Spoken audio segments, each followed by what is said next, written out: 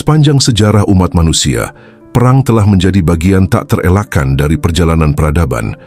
Namun, tahukah Anda bahwa ratusan konflik besar sebenarnya hampir terjadi, tetapi berhasil dihindari melalui diplomasi, kompromi, bahkan keberuntungan semata? Menurut catatan sejarah, lebih dari 250 konflik internasional potensial sejak abad ke-19 berhasil dicegah dari eskalasi menjadi perang global. Dari krisis Agadir tahun 1911 yang nyaris memicu perang dunia sebelum waktunya, hingga krisis rudal Kuba pada tahun 1962 di mana dunia benar-benar berada di ambang perang nuklir. Bayangkan, jika hanya satu keputusan salah diambil, sejarah kita hari ini mungkin akan benar-benar berbeda. Kita mungkin tidak akan mengenal teknologi modern, internet, bahkan mungkin kehidupan seperti sekarang tak pernah ada. Sejarah bukan hanya tentang perang yang terjadi, tapi juga tentang perang yang tidak pernah terjadi. Disinilah letak keajaiban diplomasi, momen-momen di mana dunia memilih kata-kata, bukan senjata. Pertanyaannya adalah, bagaimana jika perang-perang besar yang berhasil dihindari itu benar-benar pecah? Seperti apa wajah dunia saat ini? Setiap kali sebuah perang dihindari, dunia berjalan pada jalur baru. Misalnya, jika krisis rudal Kuba benar-benar memicu perang nuklir, mungkin Amerika Serikat dan Uni Soviet hancur lebur dan Eropa menjadi padang tandus radiasi.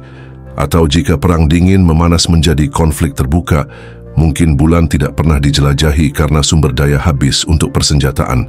Dalam sejarah nyata, penghindaran perang membuka jalan bagi kemajuan. Lahirnya Perserikatan Bangsa-Bangsa, perjanjian pengendalian senjata, bahkan perkembangan teknologi sipil yang berasal dari riset militer. Dengan mempelajari momen-momen ini, kita memahami betapa rapuhnya peradaban.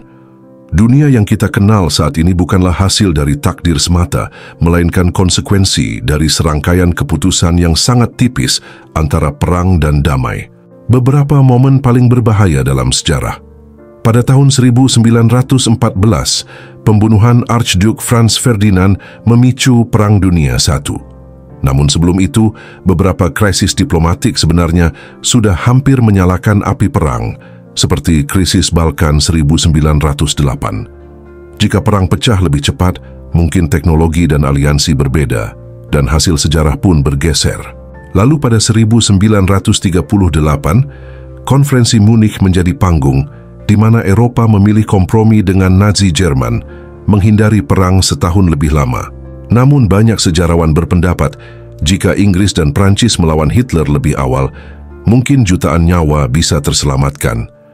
Puncaknya krisis rudal Kuba tahun 1962. Saat itu, kapal-kapal Soviet mendekati blokade Amerika Serikat, dan hanya keputusan Nikita Khrushchev untuk mundur yang menyelamatkan dunia dari perang nuklir. Ini hanyalah sebagian contoh dari banyaknya titik kritis di mana sejarah bisa berubah. Mari bayangkan, jika perang dingin memanas dan perang nuklir benar-benar terjadi, mungkin hanya sedikit kota di dunia yang masih berdiri. New York, Moskow, bahkan Tokyo bisa hilang dari peta. Dunia mungkin memasuki era kegelapan baru, di mana manusia berjuang untuk bertahan hidup, bukan untuk berkembang.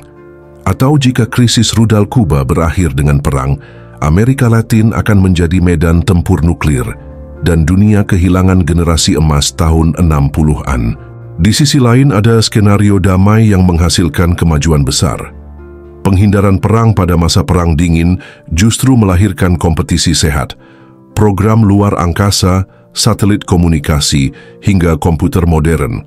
Sejarah alternatif bukan hanya bagaimana jika perang terjadi, tetapi juga bagaimana dunia berkembang ketika perang tidak terjadi. Tidak semua kisah sejarah penuh kegelapan.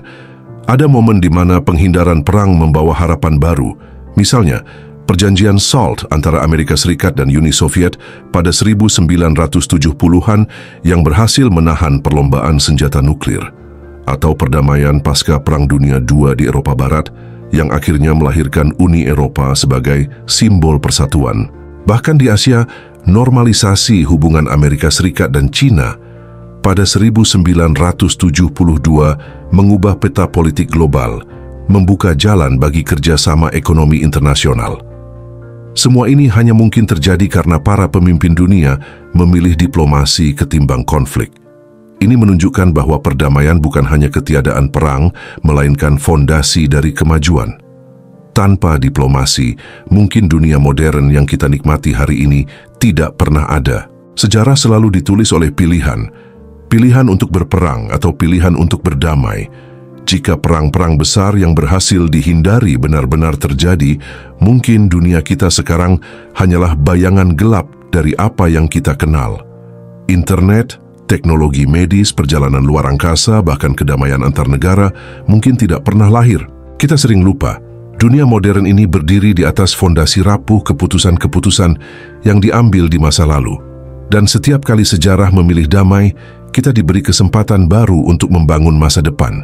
Pertanyaannya, apakah kita akan terus memilih jalan damai itu?